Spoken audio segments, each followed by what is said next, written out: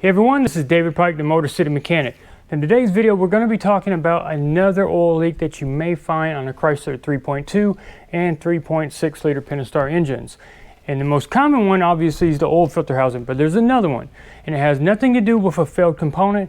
It has to do with people not paying attention to what they're doing when they change their oil. So make sure to check it out.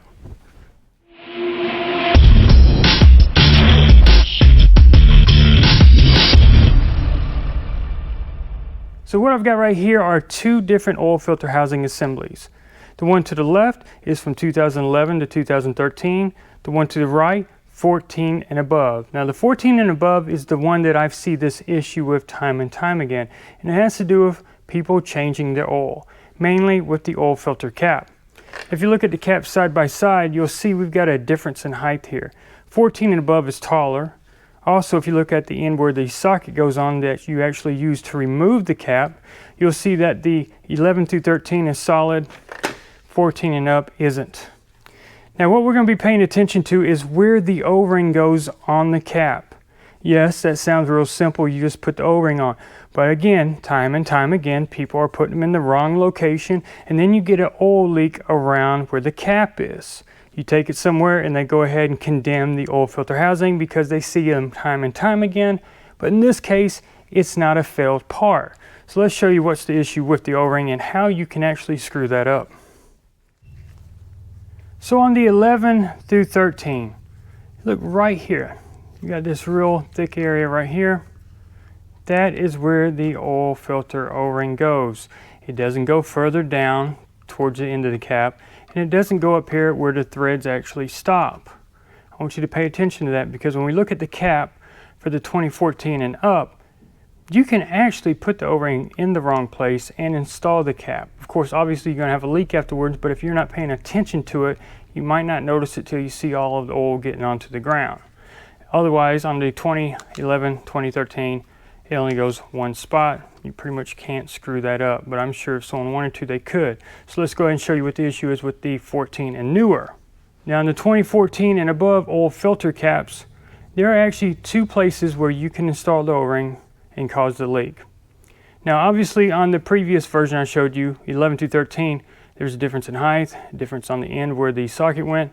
But obviously right here at the end, this ledge, before we get to the groove, which in this case, this is the right groove we need to be using right here.